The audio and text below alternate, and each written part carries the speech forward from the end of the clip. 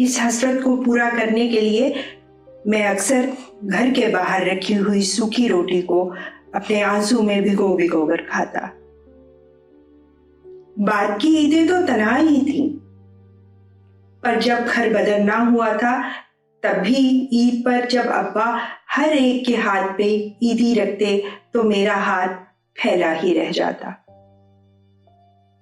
जब हर बच्चे की झोली प्यार और मोहब्बत से भर दी जाती तो मेरी झोली खाली ही रह जाती। जब अब्बा अपना दस्ते शफकत सबके सरों पे फेरते तो मेरा सर झुका ही रहता। सहन में खड़ी अब्बा की साइकिल जिसको अक्सर मैं मोहल्ले से गुजरते देखता तो हर बार दिल में ये ख्वाहिश होती कि काश अब्बा साइकिल रोककर मुझे सिर्फ एक बार सीने से लगा ले, मगर मेरी ख्वाहिश ही रह गई। घर छोड़ने के अजाब के बाद मेरे ऊपर एक और अजाब नाजिल हुआ, जिसके कर्ब ने मेरी रूह तक को जख्मी कर दिया। चंद शुरफा गुरु के पास आए और मुझे अपने साथ ले गए। मुझे जबरदस्ती बेलिबास किया और अपने हमस के बेन चढ़ा डाला। माँ, मैं इतना छोटा और कमजोर था कि मैं तकलीफ की वजह से अपने होश ही खो बैठा। फिर इसी बेहोशी के आलम में मुझे गुरु के हवाले कर दिया। फिर ये सिलसिला ऐसा शुरू हुआ कि मैं रोज ही अपनी नजरों में गिरता रहा, मरता रहा, करता भी क्या, अब मेरे पास कोई दूसरी पनाहगाह न थी। फिर इसी काम को मेरे गुरु ने मेरे पेशे का नाम दे दिया। मैं गुरु के पास से कई बार भागा, दर दर नौकरी की तलाश में फिरता रहा, मगर मायूसी के सिवा कुछ हासिल ना हो सका। हर बार गुरु के दर पे ही पनाह मिली। हमारा वजूद माशरे में गाली समझा जाता है। हमें तो किसी को बद्दुआ भी देनी हो तो हम कहते हैं, जा तेरे घर मुझ जैसा पैदा हो। हालांकि हमारी रगों में भी सुर्ख रंग का खून दौड़ता है।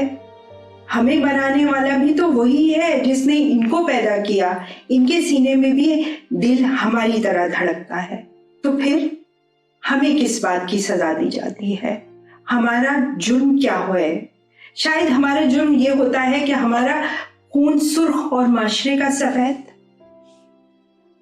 माँ, मैं सारी जिंदगी जीने की चाह में मरता चला गया।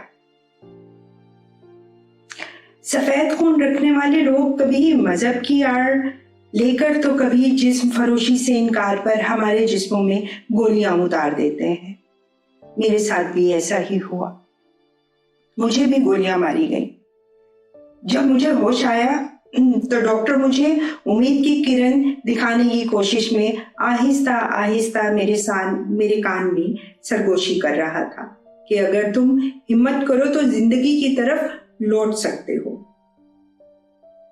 मैंने बहुत मुश्किल से अपने होंठों को जुम्बिश दी और डॉक्टर से कहा कि अगर मैं हिम्मत करके लौट भी आया तो क्या मुझे जीने दिया जाएगा?